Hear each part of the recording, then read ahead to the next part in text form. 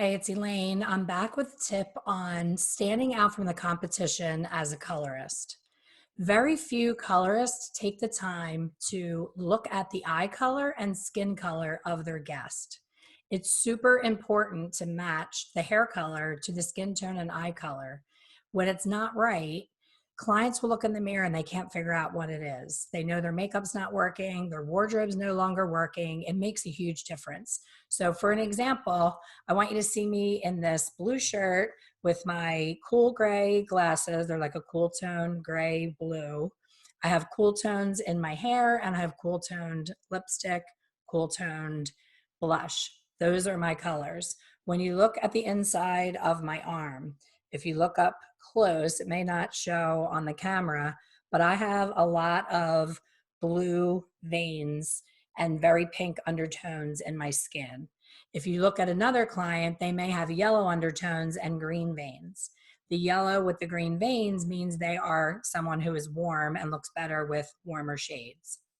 When you are doing tones in hair color, just watch what happens when I put this brassier shade next to my face. I'll put it here next to my cheeks so you can really see it. It starts to fight with my skin color, my eye color. It would make me look completely different if I had all of this warmth all over my hair. I wish I had a wig that I could better demonstrate that, but are you really paying attention? Are you looking into your client's eyes? I have super cool blue eyes, but I also have little gold flecks, and the little gold flecks tells me that even though I should have a cool end result, the little gold flecks tell me that I'm going to have a lot of warmth present in my hair. So I really have to work hard and be mindful of the warmth when I'm formulating to counteract that warmth. So hang in there. I want to show you the difference of me with a different color glasses and a different color shirt, just to show the point on how much that difference color makes. I'm back. This is a more clay colored, warmer toned shirt. And my glasses have a tortoise pattern with a little bit of gold in them. It has gold accents on the side, a much warmer look for my glasses and my shirt. Is it awful? No, but I have better looks and better colors that match my skin tone and make a difference in how I feel confidence wise. If I'm teaching at a show, I always go for a bright pop of color because I'm a color educator and because I look better in jewel tones, bright pinks, bright blues, any shade of blue. You see my background. I'm always surrounded by blue. I do live in a yellow house right now. It's not my house, I'm renting, and everything's yellow. The outside's yellow, the inside's yellow. It's not my favorite color. So I have to fight even more when I'm filming these tutorials to have pink and blue and other tones around me to keep me from looking completely washed out and not matching my skin and eye color. So one more look.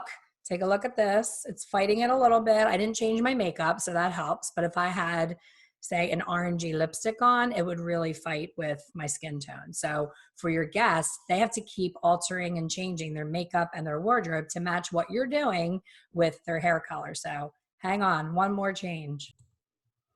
I'm back. This happens to be my favorite look. It's a bright pop of color. It says, I am here. I am here to educate you on hair color. I'm a colorful person. I think it makes my hair look blonder.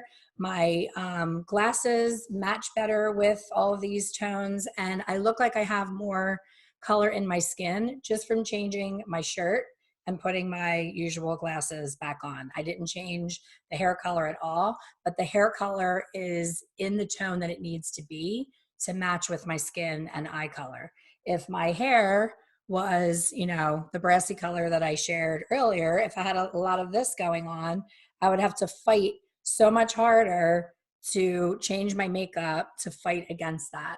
See how that changes the color around my face? My makeup looks like it doesn't match. It's like pink and orange fighting against each other. So take the time to hold out your clients' inner forearm. They love it when you look into their eyes and tell them that you're looking to see if they're going to lean on the warm side, and if that's not where you want to go, what you need to do as a result of looking into their eyes. It's the small touches that make a big difference. I would love to invite you to give me your opinion on which look you like best. Did you like the blue shirt, the clay shirt, or the pink shirt? Comment below. And please opt in for my top 10 tips to stand out as a colorist. Link is below to opt in. You'll receive my top 10 tips. It's the small things that make you stand out as an expert and help you to build your clientele. So please subscribe to my channel so you get notified when there's a new video and you don't miss a thing. Thanks for watching.